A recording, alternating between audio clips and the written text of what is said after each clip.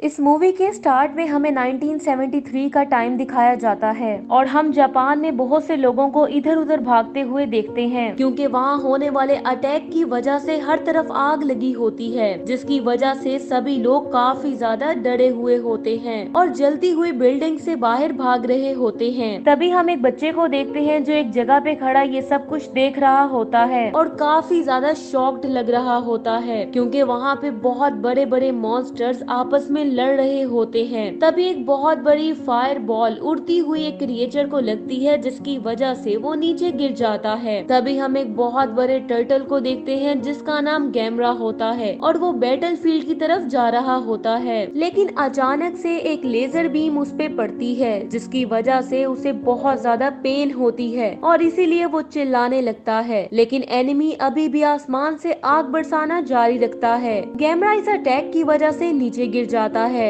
ये देखकर सभी फ्लाइंग मॉन्स्टर्स नीचे आते हैं ताकि वो गैमरा को खत्म कर सके और इसीलिए वो उसे नोचने लगते हैं। अब इस सब के बावजूद गैमरा फिर से खड़ा हो जाता है, लेकिन फिर भी उन मॉन्स्टर्स की तरफ से अटैक जारी रहते हैं, जिसकी वजह से गैमरा अपने अंदर बच जाने वाली सारी एनर्जी को इकट्ठा करने लगता है ताकि वो एनिमी पे वापस से अटैक कर सके। और इसी एनर्जी की वजह से गैमरा सूरज की तरह ग्लो करने लगता है और तभी वो ब्लास्ट हो जाता है, जिससे गैमरा के साथ साथ वहाँ मौजूद सभी क्रिएचर्स भी जल के खत्म हो जाते हैं। अब सीन शिफ्ट होता है और हम एक आदमी को देखते हैं जो कि समंदर के किनारे खड़ा होता है और ये वही बच्चा था जो 1973 में होने वाली मॉन्स्टर्स की फाइट को बड़े गौर से देख रहा था, जो कि अब बड़ा हो चुका है और उसका एक बेटा भी है जिसका नाम तोरू है, जबकि उसकी वाइफ की डेथ हो चुकी है। और आज वो दोनों उसके ग्रेव पे प्रे करने के लिए आए होते हैं, जहाँ पे तोरू अपनी मॉम को याद करके बहुत ज्यादा डिप्रेस लग रहा होता है।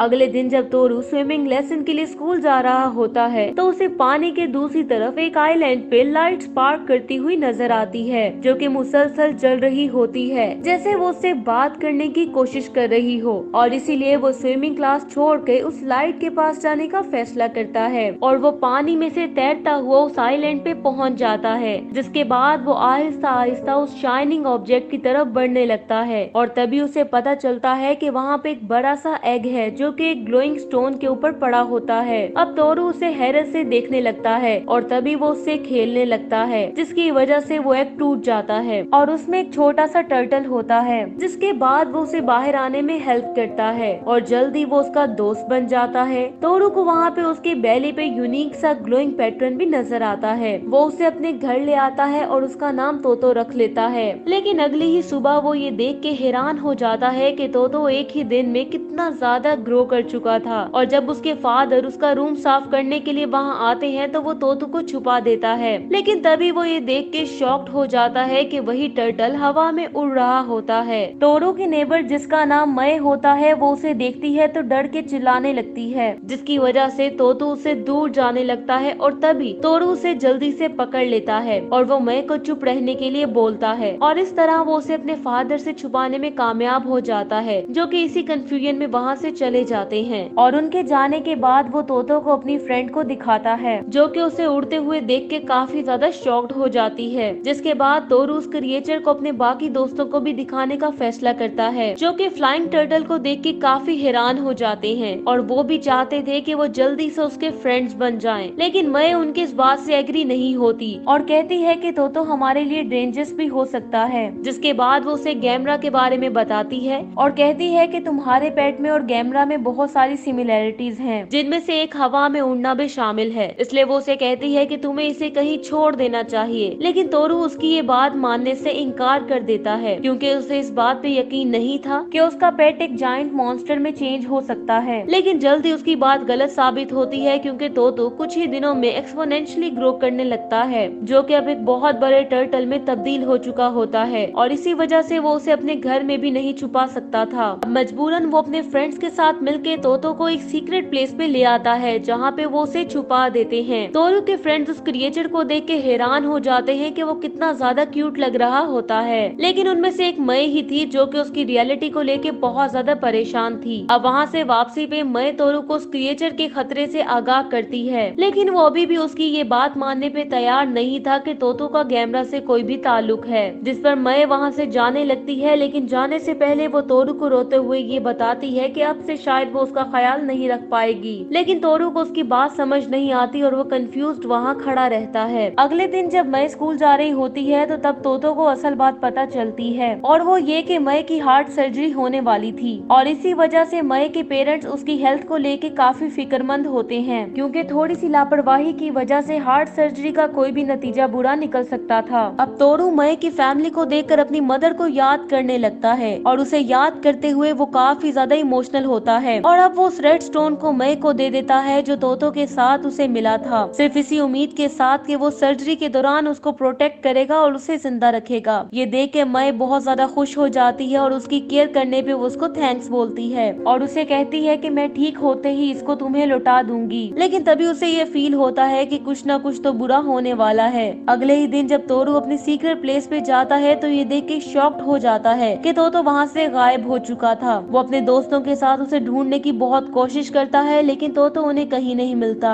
और उन्हें इस बात का एहसास भी नहीं होता कि खतरा उनके सरों पे मंडला रहा होता है। अब सीन शिफ्ट होता है और हमें समंदर में एक आदमी को दिखाया जाता है जो कि अपने शिप के डिस्ट्रॉय होने की वजह से सरवाइव करने की कोशिश कर रहा होता है, और तभी उसे ये एहसास होता है कि कोई तो गड़बड़ जरूर है, क्योंकि सब चीजें उससे दूर की तरफ फ्लो करने लगती हैं, जिसकी वजह से वो उनसे बचने की कोशिश करता है। लेकिन तभी कोई चीज उसे पानी के अंदर खींच लेती है और थोड़ी ही देर में उसका ब्लड पानी के ऊपर तैरने लगता है, जिसका मतलब ये था कि समंदर में मौजूद किसी क्रिएचर ने उसे खा लिया था। अब नेवी जो कि मिसिंग लोगों को सर्च करने की कोशिश कर रही होती है, उनको जल्द इस इंसिडेंट के बारे में भी पता चल जाता है, जिसके बाद पूरे सिटी में सायरन बजने लगते हैं और सभी लोग अपनी जान बचाने के लिए इधर उधर भागने लगते हैं। तोरू और उसका दोस्त भी सायरन की आवाज सुन के भागने लगते हैं, और तभी जब वो एक जगह पर रुक के देखते हैं तो उन्हें शहर में होने वाली तबाही नजर आती है। इस दौरान तोरू के फादर भी वहाँ पहुँच जाते हैं और उन्हें डेंजर जोन से दूर ले जाने लगते हैं, और भी बहुत से लोग उसी तरफ भाग रहे होते हैं, जिनमें तोरू का एक दोस्त भी होता है जो कि भागते भागते गिर जाता है। अब जब तोरू और उसके डैड ये सब देखते हैं तो उसको बचाने के लिए उसकी तरफ भागने लगते हैं, लेकिन तभी एक बिल्डिंग का बड़ा सा टुकड़ा उनके सामने आ गिरता है, जिससे उनका रास्ता ब्लॉक हो जाता है, और ये पत्थर एक बहुत बड़े मॉन्स्टर ने फेंका था जिसका नाम जीडस होता है। और जब वो मॉन्स्टर उनके सामने पहुंचता है तो उसे देखकर सभी लोग बहुत ज्यादा डर जाते हैं, और अब वो मॉन्स्टर उन लोगों को खाने के लिए उनकी तरफ बढ़ने लगता है, और इससे पहले कि वो उन सबको एक ही बाइट में कच्चा चबाता, तभी तोरू को वहाँ अपना दोस्त नजर आता है जो कि अभी तक जिंदा था। अब उसके फादर उनको वहाँ वेट करने का कहते हैं, जबकि वो खुद आहिस्ता आहिस्ता तोरू के दोस्त की तरफ बढ़ने लगते हैं, और जब वो उस बच्चे को बचाकर वहाँ से जाने ही वाले होते हैं तो वो मॉन्स्टर सीधा उन पे ही अटैक कर देता है, और अब इससे पहले कि वो उनको नुकसान पहुँचाता, एक और क्रिएचर जीडस पे अटैक करके उसे ऐसा करने से रोक देता है, जबकि तोरू के डैड जिंदा बच जाने पर शॉक्ड हो जाते हैं, और जब वो पीछे मुड़ के देखते हैं तो उनके सामने एक बहुत बड़ा टर्टल होता है जो कि जीडस पे धाड़ रहा होता है, जिस पर तोरू के डैड को ये फील होता है कि ये तो बिल्कुल गैमरा जैसा है जो कि वहाँ उनको बचाने के लिए आया होता है ताकि वो वहाँ से बच के भाग सके। अब जीडस खड़ा होता है और उस पे गुस्से से धाड़ने लगता है, लेकिन इससे पहले कि वो कुछ कर पाता टर्टल उस पे ही अटैक कर देता है और उसकी एक टांग पर बाइट कर लेता है, जिसकी वजह से वो मॉन्स्टर पेन से चिल्लाने लगता है, और वो टर्टल से जान छुड़वाने के लिए उसे बार बार जमीन पे पटकने लगता है, और आखिरकार वो उसे इतने जोर से दूर फेंकता है कि वो बहुत सी बिल्डिंग्स को तोड़ता हुआ काफी दूर एक बिल्डिंग में जा गिरता है। खुशकिस्मती से टर्टल इस अटैक से अपने आप को रिकवर कर लेता है और जल्दी अपने पैरों पर खड़ा हो जाता है। अब इस दौरान तोरू जो दूर खड़ा ये सब कुछ देख रहा होता है, वो जब टर्टल की बॉडी पे उस यूनिक पैटर्न को देखता है तो उसे पता चलता है कि ये टर्टल कोई और नहीं बल्कि उसका ही पेट तोतो है, जो कि यकीनन गैमरा के बाकियात में से ही है। अब तोरो जब ये देखता है कि वो मॉन्स्टर तोतो पे अटैक करने वाला है तो वो उसकी हेल्प करने के लिए बैटल फील्ड की तरफ भागने लगता है। इधर जीडस तोतो पे बहुत जोर से धारता है और अपनी टेल से उस पर अटैक कर देता है, जिसकी वजह से वो उड़ता हुआ एक ब्रिज पे जा गिरता है, लेकिन तोतो अभी भी हार मानने के लिए तैयार नहीं था। इससे जीडस अब उस टर्टल के करीब पहुंचता है और उस पे आखिरी वार करने के लिए वो ब्रिज के ऊपर चढ़ने लगता है, जिसके बाद वो अपनी नुकीली जुबान से टर्टल पे अटैक करने लगता है, जिसकी वजह से वो इंजर्ड हो जाता है, और इसके बाद वो जीडस के अटैक से बचने की कोशिश करने लगता है। और अब इससे पहले कि उनके इन अटैक्स की वजह से ब्रिज टूटता तो उसकी जुबान को पकड़ के उसके साथ लिपक जाता है और उस पे फायर फायर बॉल से अटैक कर देता है, जिसकी वजह से उसके मुंह में आग लग जाती है और वो ब्रिज से नीचे समंदर में गिर जाता है। अब तोतो, जो कि असल में गैमरा ही है, यकीनन ये जंग जीत चुका होता है, लेकिन वो इस लड़ाई में काफी ज्यादा इंजर्ड भी हो चुका होता है। तोरू भी ये सब देखकर उसकी तरफ भाग रहा होता है, लेकिन तभी उसे मिलिट्री रोक लेती है, जो कि उस सारे एरिया को ब्लॉक कर रहे होते हैं। अब बहुत से सोल्जर्स टर्टल की तरफ भागने लगते हैं और उसके पास पहुंचकर उसे घेर लेते हैं, जो कि बड़ी मुश्किल से ही मूव कर पा रहा होता है। जिसके बाद मिलिट्री उसे एक ट्रक पे रख के कहीं ले जाने लगती है। तोरू जब ये देखता है तो अपने दोस्त की तरफ भागने लगता है, जो कि बेहोश होता है। तोरू मुसलसल ट्रक के पीछे भाग रहा होता है और जब उसे गैमरा के नाम से पुकारता है तो वो टर्टल थोड़ी देर के लिए उसे रिस्पॉन्ड करता है, लेकिन इतनी ही देर में वो उससे काफी ज्यादा दूर जा चुका होता है।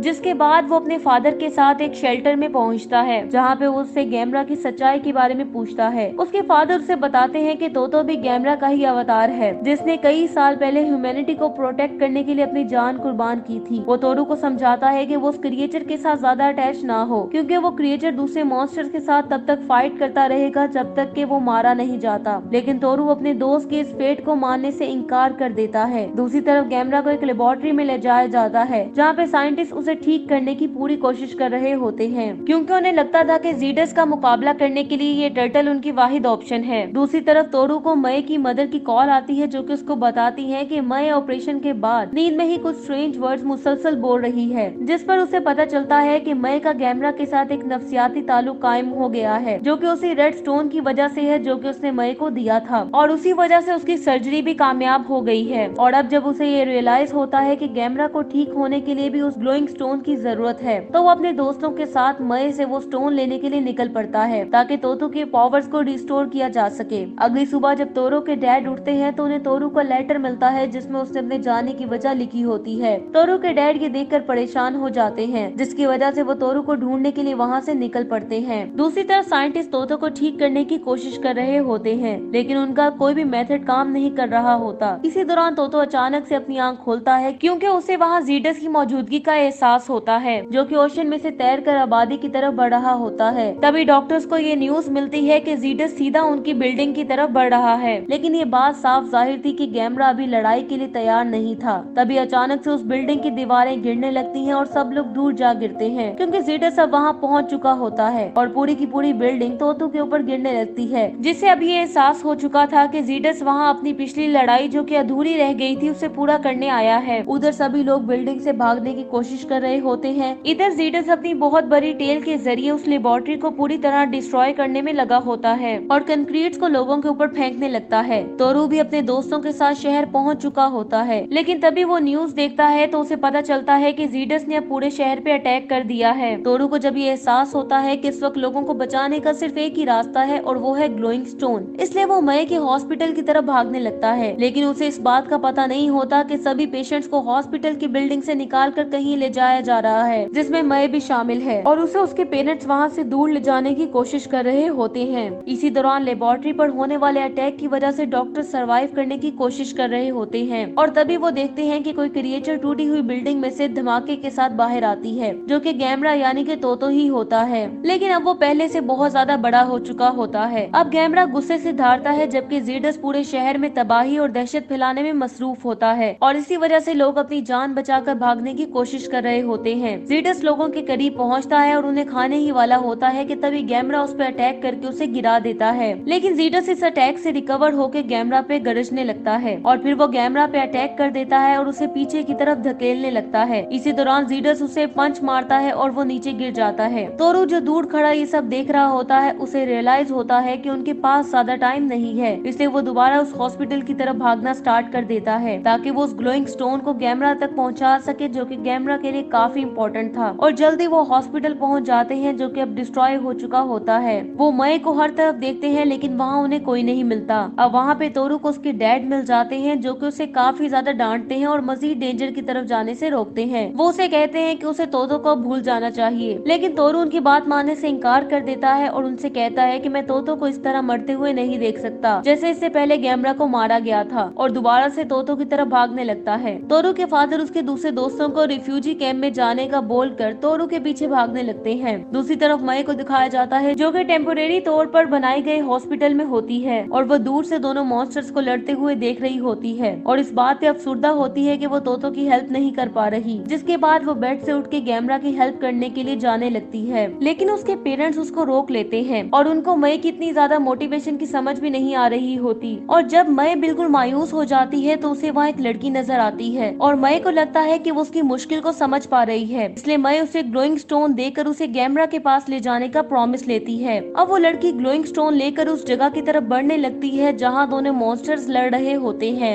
दूसरी तरफ गैमरा और जीडस की लड़ाई में जीडस डोमिनेट कर रहा होता है और अब वो अपनी जुबान से उस पर अटैक करने लगता है, जिसकी वजह से वो तोतो के हाथ में सुराख कर देता है और तोतो दर्द के मारे चिल्लाने लगता है। इसके बाद जीडस उस पे अपनी टेल से अटैक करने लगता है, लेकिन तोतो हिम्मत हारने वाला नहीं था और अभी तक उसका मुकाबला कर रहा होता है। जिसके बाद जीडस उसे एक किक मार के नीचे गिरा देता है और ऊपर से अपनी टेल से जोर जोर से मारने लगता है। इसी दौरान तोतो को उस पे अटैक करने का मौका मिलता है और वो उसकी टेल पे बाइट कर लेता है और उसे पकड़े रखता है, जिसकी वजह से जायंट लिजर्ड जोर से चिल्लाने लगता है। लेकिन फिर वो उसे घसीटता हुआ आगे बढ़ता है और आहिस्ता आहिस्ता एक बिल्डिंग पे चढ़ने लगता है, जिससे वो तोतो को हवा में उठा लेता है। और जब जीडस अचानक से जमीन पे छलांग लगाता है तो वो अपनी टेल को यूज करते हुए तोतो को दूर फेंकता है और वो काफी स्पीड से उड़ता हुआ एक बहुत बड़ी बिल्डिंग में जा गिरता है। तोरू अपने दोस्त को मुश्किल में देख के जोर से चिल्लाने लगता है, लेकिन उसे ये नहीं पता होता कि तोतो के लिए अब हेल्प बहुत जल्द पहुंचने वाली थी। वो बच्ची जो ग्लोइंग स्टोन को लेके जा रही होती है वो एक जगह पे बहुत ज्यादा क्राउड में फंस जाती है, लेकिन वो इस मिशन को एक बच्चे के हवाले कर देती है जो कि अब आगे बैटलफील्ड की तरफ भागने लगता है। लेकिन आगे जाके उसे एक पुलिस वाला पकड़ लेता है जो कि उसकी जान बचाने की कोशिश कर रहा होता है, जिसकी वजह से वो इस मिशन को एक और बच्चे के हवाले कर देता है और अब वो बच्चा बैटलफील्ड की तरफ भागने लगता है। इसी तरह रास्ते में आने वाली हर मुश्किल को वो बच्चे अबूर करने लगते हैं क्योंकि वो ह्यूमैनिटी को बचाना चाहते थे और आखिरकार वो स्टोन तोरू के फ्रेंड तक पहुंच जाता है जो कि उसे तोरू तक पहुंचाने में कामयाब हो जाता है। उस स्टोन को हासिल करने के बाद जब तोरू ऊपर देखता है तो तोतो उस बिल्डिंग में अभी तक फंसा होता है, इसलिए अब वो उससे कहता है कि वो गैमरा को पहले की तरह सेक्रीफाइस नहीं होने देगा। तो इस बार उसके डैड भी उससे एग्री करते हैं और उसको ये मिशन कंप्लीट करने के लिए हेल्प करने का डिसाइड करते हैं, इसलिए अब वो दोनों उस बिल्डिंग की तरफ भागने लगते हैं। इसी दौरान जीडस भी बिल्डिंग पे चढ़ने लगता है ताकि वो तोतो को हमेशा के लिए खत्म कर सके और जब वो वहाँ पहुँचता है तो अपनी जुबान से उस पर अटैक कर देता है, जिसकी वजह से तोतो को बहुत ज्यादा पेन होती है। दूसरी तरफ तोरू और उसके डैड भी उस बिल्डिंग में पहुँच जाते हैं और अब तोतो तक पहुँचने के लिए उसके फादर रुकावटें हटाने लगते हैं ताकि तोरू उस जायंट टर्टल को बचा सके। तोरू वहाँ से होता हुआ फौरन उस जगह पहुँचता है जहाँ पे तोतो फंसा होता है। तोरू अब उसे पेन में देखता है तो उसे बताता है कि वो रेड स्टोन को उसके लिए ले आया है ताकि वो जिंदा रह सके और ये भी कि वो उससे बहुत प्यार करता है और उसे ऐसे ही मरते हुए नहीं देख सकता। इसी दौरान जीडस उसी बिल्डिंग के टॉप पे पहुंच जाता है जिसमें वो दोनों मौजूद होते हैं और वो अपनी टेल को यूज करते हुए उसे उस बिल्डिंग से बाहर खींचने लगता है। तोरू जब उसे नीचे गिरते हुए देखता है तो जल्दी से वो स्टोन तोतो की तरफ फेंकता है जो कि सीधा उसके मुंह के अंदर चला जाता है, जिसके बाद वो सीधा नीचे जा गिरता है और एक बहुत बड़ा ब्लास्ट होता है। और जब तोरू नीचे देखता है तो उसे पता चलता है कि तोतो नीचे गिरने से बच गया है और वो ऐसा उस रिपल्सिव फोर्स की वजह से कर पाया था जो कि रेड स्टोन की वजह से क्रिएट हो गई थी। और अब वो अपनी फुल पावर हासिल करने के बाद आसमान की तरफ उड़ने लगता है, जिस वजह से वहाँ बहुत ज्यादा डस्ट भी उड़ने लगती है और सारे बच्चे जिन्होंने उसे ये पावर्स हासिल करने में हेल्प की थी उसे देख के खुश होने लगते हैं क्योंकि वो उसकी जान बचाने में कामयाब हो गए थे। अब गैमरा उड़ते हुए तेजी के साथ स्पिन करने लगता है और उसी स्पीड से जब वो जीडस के साथ टकराता है तो वो सीधा नीचे जा गिरता है और अब जब गैमरा उसे मारने के लिए जमीन पे लैंड करता है तो जीडस उसी पे अटैक कर देता है और उसकी नेक पे बाइट करता है और साथ ही अपनी जुबान से भी अटैक करने लगता है, जिसकी वजह से गैमरा दोबारा से अपनी एनर्जी रिचार्ज करने पर मजबूर हो जाता है। तोरू और उसके फादर जो ये सब कुछ देख रहे होते हैं उनके पास कुछ सोल्जर्स पहुंच जाते हैं जो कि उन्हें वहां से चलने का कहते हैं क्योंकि उन्हें लगता था कि यहाँ रहना उनके लिए डेंजरस हो सकता है क्योंकि जल्द ही गैमरा अपने आप को ही डिस्ट्रॉय कर देगा। लेकिन तोरू उनसे कहता है कि इस बार ऐसा नहीं होगा। दूसरी तरफ गैमरा जीडस को अपने आप से दूर करने में कामयाब हो जाता है और वो उसकी जुबान को पकड़ कर खींचता है और उसके टुकड़े कर देता है, जिसकी वजह से वो पीछे हटने पे मजबूर हो जाता है। अब गैमरा फाइनल अटैक करने के लिए अपने आप को प्रिपेयर करने लगता है, जिसकी वजह से वो बहुत ज्यादा ग्लो करने लगता है, जिससे उसके इर्द गिर्द सब कुछ जलने लगता है। अब वो एक बहुत बड़ी फायर बॉल जीडस पे फेंकता है जिससे वो बिल्कुल डिस्ट्रॉय हो जाता है और उसकी बॉडी के टुकड़े टुकड़े हो जाते हैं जो कि आग में जलने लगते हैं और आखिरकार विक्ट्री हासिल करने के बाद गैमरा थक के नीचे गिर जाता है और अब मिलिट्री उस जगह जगह पहुंच जाती है ताकि वो टर्टल को पकड़ सके। लेकिन रास्ते में मौजूद तोरू और उसके फ्रेंड्स उनका रास्ता रोक लेते हैं, क्योंकि वो इंसानों की जिंदगियां बचाने वाले की आजादी खत्म होते नहीं देख सकते थे। और साथ ही वो गैमरा को वहाँ से भागने के लिए कहते हैं। तोरू के फादर सोल्जर्स को गिव अप करने के लिए कहते हैं, क्योंकि अब वहाँ पे बहुत सारे बच्चे जमा होने लगते हैं जो कि अपने हीरो को कैद होते नहीं देख सकते थे। इसी दौरान तोतो को होश आ जाता है और वो आखिरी बार तोरू की तरफ देखता है, जिसके बाद वो जल्दी से खड़ा हो जाता है और वहाँ से उड़ने लगता है और सभी लोग उसे हैरानगी के साथ देखने लगते हैं, जो कि आसमान में उड़ता हुआ गायब हो जाता है। ये देख के तोरू खुशी से रोने लगता है, क्योंकि अपने फ्रेंड से वो दूर तो हो चुका था, लेकिन इस बात पे खुश था कि कम से कम वो फ्री हो चुका है। इसी के साथ ये मूवी एंड हो जाती है। I hope you liked it. Thanks for watching.